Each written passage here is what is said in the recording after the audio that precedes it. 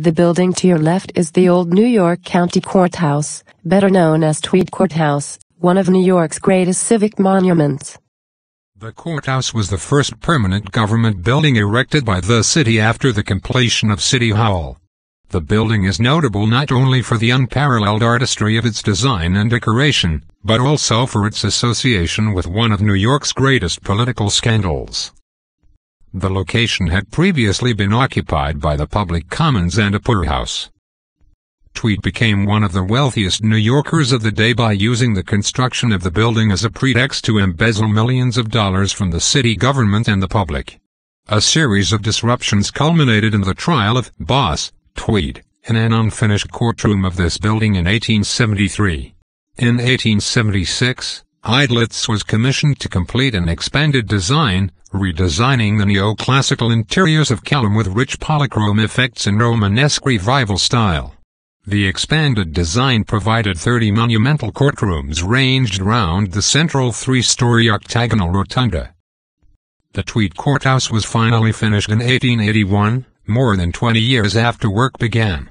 The total cost of construction was estimated in 1914 at $11 million to $12 million, but the amount of money pocketed by the Tammany Hall Group is unknown.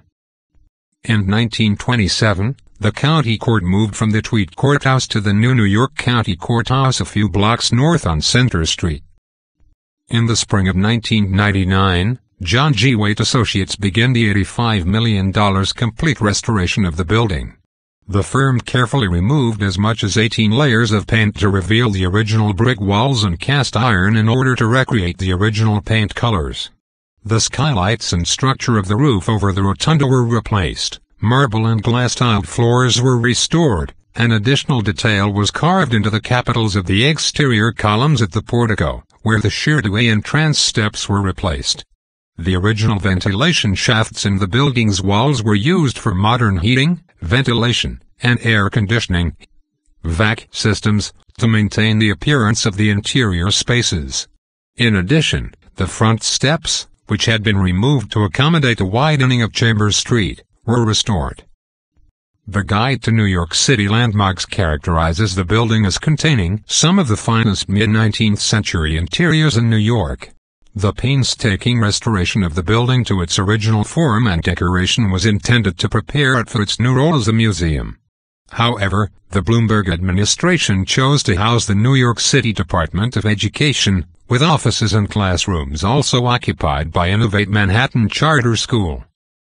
The architectural style of the Tweed Courthouse is American Victorian, a neoclassical style popular in the U.S. during the 19th century. The building is composed of a central section, with two projecting wings, with an addition in the center on the south facade. The entry portico on the main Chambers Street facade rises 3.5 stories from a low granite curb, supported by 4 Corinthian columns. Panels of granite and Tuckahoe and Sheffield marbles are anchored to the outside of the brick structure, with rusticated stone at the basement level. A major feature is its interior octagonal rotunda, which is capped by a skylight. The rotunda extends from the first floor to the roof. This main wing was designed by Kelham in the style of the Renaissance palazzo, described as the Anglo-Italianate style, to reveal the influence of British Victorian architecture that was the foundation of the popular American Victorian style. The southern wing of the courthouse was constructed in the Romanesque style by the German-born architect and theoretician Leopold Idlitz, who added the wide rotunda enclosing the central courtyard, which Kelham had intended to be capped with a dome, which was never built. On the east and west sides of the rotunda are sets of cast-iron stairs that run from the first to the third floors. The pillars on the interior were faux painted to resemble marble pillars, and the cast-iron handrails at the staircase were painted with a wood-grain finish. The building has been seen in a number of film productions including The Verdict, Dressed to Kill, Kramer vs. Kramer, and Gangs of New York. The building which stands opposite Tweed Courthouse is the former Emigrant Industrial Savings Bank building.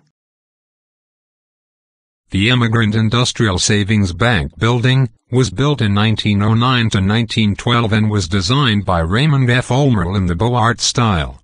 At the time, the 17-story structure was largest bank building in the United States, and was the first skyscraper to use the H layout, which provided light and air to more parts of the building. The bank itself had been organized in 1850 by Roman Catholic Archbishop John Hughes and the Irish Emigrant Society, with the purpose of protecting the savings of Irish immigrants newly arrived in the city. The current building is the third built by the bank on the same site. The building is now owned by the City of New York. It was added to the National Register of Historic Places in 1982, and both the exterior and the first floor interior were designated New York City landmarks in 1985. To your right, across the street, is the New York Surrogates Court. The Surrogates Court building, also called the Hall of Records, was completed in 1907. This Beaux Arts-style masterpiece is a major example of the early 20th century City Beautiful movement. The idea behind the City Beautiful movement was to transform cities with spectacular, imposing classical buildings and monuments to provide an uplifting experience for the community. The building was originally designed for use as a Hall of Records, and this was its original name. The Surrogates Court was one of the original tenants, with courtrooms, offices and chambers on the 5th floor. The building was renamed the Tweed Courthouse in 1962. It took 8 years to build, from 1899 to 1907, and cost over $7 million. It was designed by John R. Thomas. The front of the building has a triple-arched entrance with 8 36-foot-high granite Corinthian columns above. A tall mansard roof caps the facade. Philip Martini and Henry K. Bush Brown, both respected, prize-winning sculptors, produced the 54 sculptures on the exterior. The statues represent allegorical subjects such as law and philosophy, as well as the seasons. Other sculptures of Philip Martini represent figures in New York City history, including Peter Stuyvesant and DeWitt Clinton. William de Lethwick Dodge, a famous muralist, produced the interior mosaics depicting the signs of the zodiac.